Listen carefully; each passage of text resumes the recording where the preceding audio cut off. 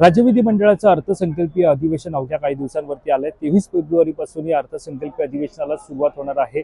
तर राज्याच्या या अर्थसंकल्पामध्ये नेमकं किती कोटींची तरतूद होणार, किती कोटींचा हा अर्थसंकल्प असणार हे पाहणं महत्त्वाचं ठरणार आहे। कारण ज्या प्रकारे आपण पाहायला गेलं तर या अर्थसंकल्पातून कोणत्या विभागाला किती कोटींची तरतूद होते हे पाहणं महत्त्वाचं ठरणार आहे। असं असलं तरी आज आपण पाहतोय विधिमंडळ सल्लागार समितीची आज बैठक जी आहे ती पार पडत आहे। विधान भवन येथे ही बैठक पार पडत आहे। सर्व आमदार असतील ते या बैठकीनिमित्त दाखल झालेले आहेत। नियुक्त उपमुख्यमंत्री असलेल्या सुनेत्रा पवार या सुद्धा दाखल झाल्या। विधान भवनामध्ये दाखल झाल्यानंतर त्यांनी विधान भवनातील छत्रपती शिवरायांच्या पुतळ्याला हा पुष्पहार अर्पण करत त्यांनी अभिवादन त्या ठिकाणी केलं आणि त्यानंतर विधान भवन येथे त्यांनी प्रवेश केला आणि आता शासकीय कामकाज सुद्धा त्यांनी साधारणतः पाहतो सुरुवात जी ती केलेली आहे। एकीकडे आज विधिमंडळ सल्लागार समितीची बैठक होत असताना पूर्वी राज्य मंत्रिमंडळाची बैठक झाली। अनेक निर्णय या बैठकीमध्ये घेण्यात आले। त्यावेळेला मुख्यमंत्री देवेंद्र फडणवीस, उपमुख्यमंत्री एकनाथ शिंदे आणि उपमुख्यमंत्री सुनेत्रा अजित पवार या सुद्धा पाहायला मिळाला।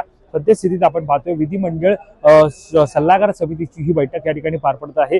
विधान भवन येथे ही बैठक पार पडत आहे। सध्या अनेक आमदार जे आहेत ते या सल्लागार समितीच्या बैठकीनिमित्त विधान भवन येथे आपल्याला दाखल होताना पाहायला मिळत आहे। खरं तर या बैठकीमध्ये अनेक महत्त्वपूर्ण निर्णय घेतले जातात। कारण या पार्श्वभूमीनुसार पाहतोय की एकंदरीत हे अर्थसंकल्पीय अधिवेशन असणार आहे ते किती काळ असणार आहे, त्याचा कालावधी कसा असणार आहे, राज्याचा अर्थसंकल्प कोण सादर करणार, कशा स्वरूपात तो सादर केला जाणार आहे। कारण सध्या पाहतोय की विविध प्रकार डिजिटलायझेशन असतील हे प्रकार अनेक आपल्याला केंद्रातील सरकारमध्ये अर्थसंकल्प सादर करताना पाहायला मिळते। त्या पार्श्वभूमीवरती काही वेगळा निर्णय हा अर्थसंकल्प सादर करताना घेतला जाणार का, मात्र तत्पूर्वी विधिमंडळ सल्लागार समितीची बैठक ही अधिवेशन कालावधी ठरवण्याकरिता महत्त्वाची मानली जाते आणि त्यानुसारच आपण पाहतोय की अधिवेशन नेमकं किती काळ असणार हे पाहणं महत्त्वाचं ठरणार आहे। तर दुसरीकडे आपण पाहतोय की ज्या नवनियुक्त उपमुख्यमंत्री असलेल्या सुनेत्रा पवार या सुद्धा विधान भवन येथे दाखल झालेल्या त्यांच्या उपस्थितीत असेल मुख्यमंत्री देवेंद्र फडणवीस असतील,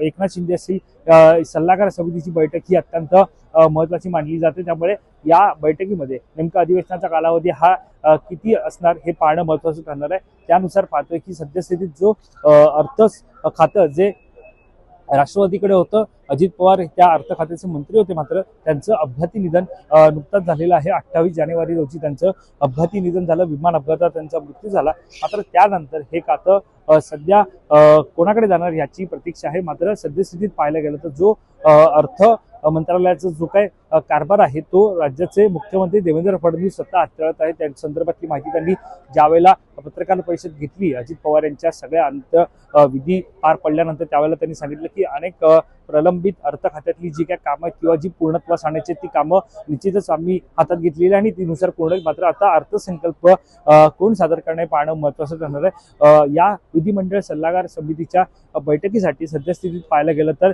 अनेक मंत्री असतील, आमदार असतील हे दाखल झालेले आहेत। आता नेमका अधिवेशन कालावधी किती काळ ठरतो, या बैठकीत काय निर्णय होतात हे पाहणं महत्त्वाचं ठरणार आहे। कॅमेरा पर्सन अवधेश कोरीसह मी वैभव पाटील, मुंबई।